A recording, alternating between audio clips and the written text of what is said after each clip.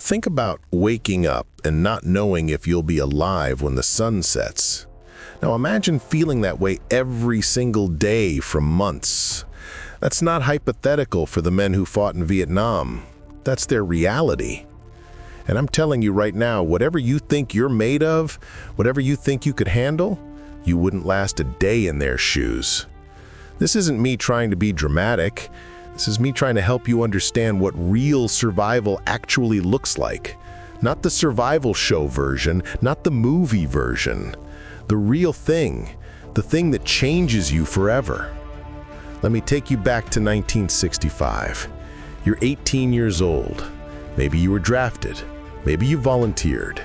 Either way, you're getting on a plane that's taking you to Vietnam, and your whole life is about to get turned upside down. You don't know it yet, but the person getting off that plane won't be the same person who lands there. The moment your feet touch the ground in Saigon, everything shifts. The heat hits you like a wall. It's not just hot, it's suffocating. You're wearing a full uniform, carrying your rifle, your ammunition, your backpack filled with supplies you might need to stay alive. And you can't take any of it off. The sweat starts pouring down your face immediately. Your shirt is soaked through within minutes. Your socks fill up with moisture and sweat. Your boots feel like they're melting into your skin. And this is just the beginning. You haven't even gotten to the jungle yet. As you're driven toward the base, you see the country for the first time. The landscape is green, impossibly green. Dense jungle stretches out in every direction. Trees tower above you like giants, vines hanging down like they're reaching for you.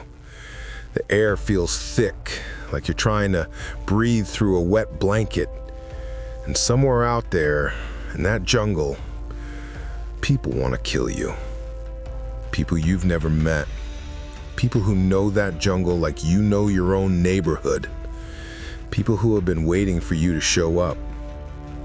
That first night at base, you can't sleep. Your mind is racing. You're thinking about home, thinking about your mom, your girlfriend, your best friend. You're thinking about whether you made a mistake coming here. And then around midnight, the sounds start. Artillery in the distance. You hear explosions. Your heart starts pounding. Is this it? Are we under attack? A sergeant walks by and tells you to relax. It's just incoming fire from miles away. But you can't relax. You won't be able to relax for the next year. Maybe ever again. The next morning, you're put into a unit. You meet the guys you're going to be living with, fighting with, and potentially dying with. Some of them are veterans. They've been here before. They look tired. Not just physically tired, emotionally exhausted. Their eyes have a look in them that you can't quite describe. It's like they've seen something that changed them at the deepest level. You want to ask them what it's like out there, but you don't. Something tells you that you're not ready to hear the answer. Not yet.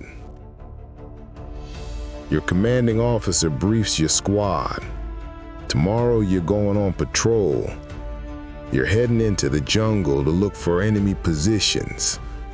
Your hands are already shaking. You try to hide it. The other new guys look scared too. The veterans don't look anything. They just look blank, like they're not even there. That night you try to write a letter home, but you don't know what to say. How do you tell your mom that you're terrified?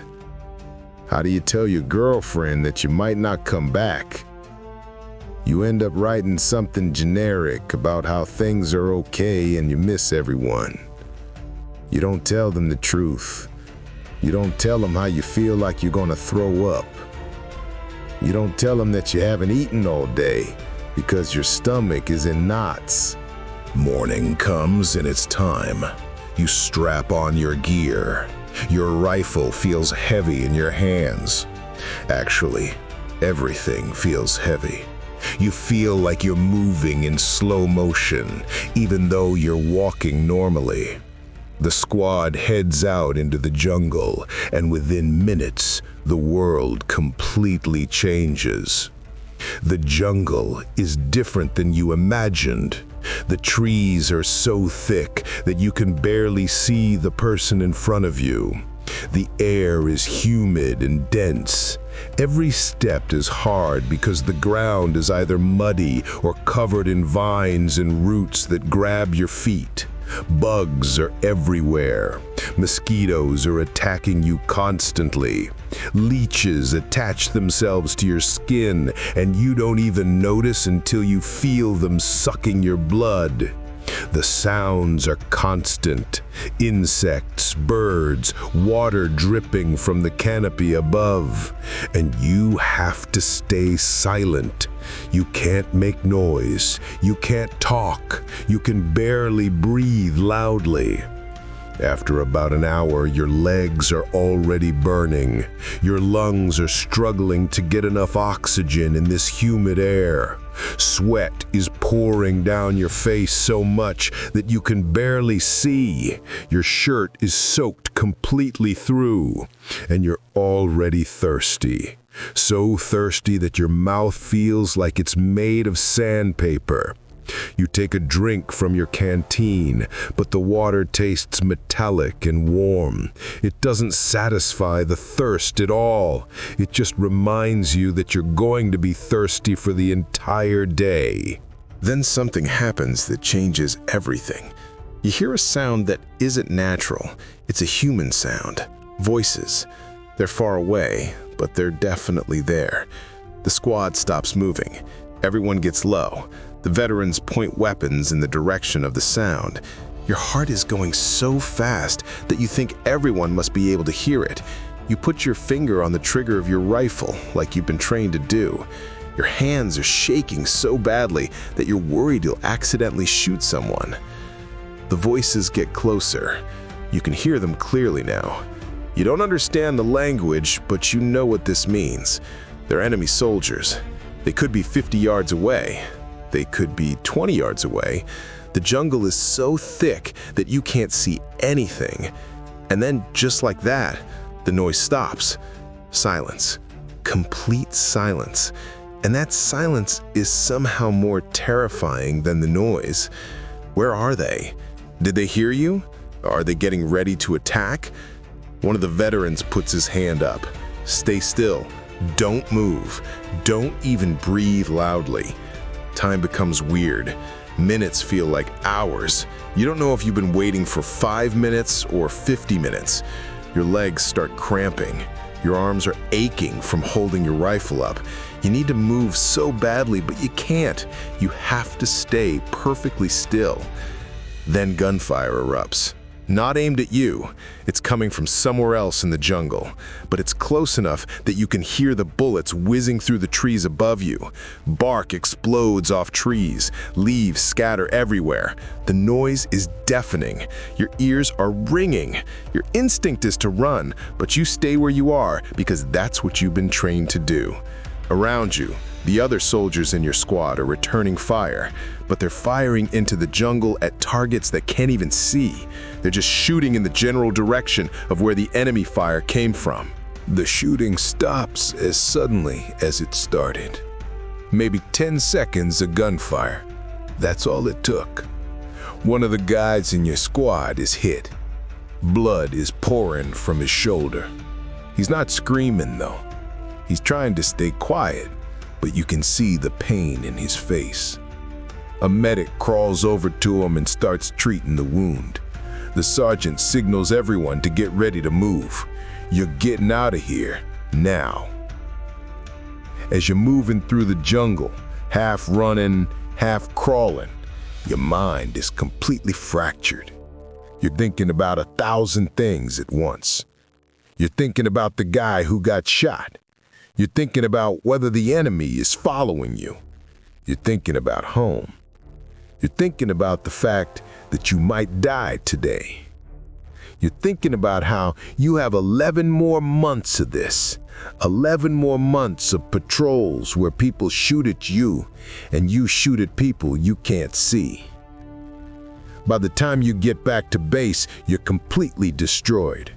You've been gone for 4 hours, but it feels like you've been gone for 4 days. Your entire body is shaken. You're covered in sweat and mud and blood that isn't even yours. Your feet are screaming. Your shoulder is raw from the strap of your rifle. Every muscle in your body aches. And the guy who got shot is being airlifted to a hospital. You might survive, you might not. You don't know. That night, you don't sleep. You sit and you think. You think about his face when he got hit. You think about the sounds of the gunfire. You think about how you didn't even get a clear look at the enemy. You just fired your weapon into the jungle like everyone else. You might have hit someone. You might have killed someone. You don't know. And that uncertainty sits with you like a weight on your chest. Days go by. Each patrol is different, but they're all the same in the ways that matter. Each one is terrifying. Each one is exhausting. Each one changes you a little bit more. You've stopped writing letters home because you don't know how to describe this to people who aren't here. You've stopped thinking about when you get to go home because that seems too far away. You've started thinking in days instead of months. How many days left? 230? That number is too big to think about, so you don't. The heat never stops. The humidity never stops. The hunger never stops. The food tastes like plastic and salt. You eat it because you have to eat, but nothing tastes like food anymore. Everything tastes like survival. Your feet are constantly infected or blistered or both. You're walking on feet that feel like raw meat inside your boots. Every step is painful. Some of the guys have given up trying to keep their feet clean, because what's the point? By the end of the day, your feet are going to be trashed anyway. You started hallucinating a little bit.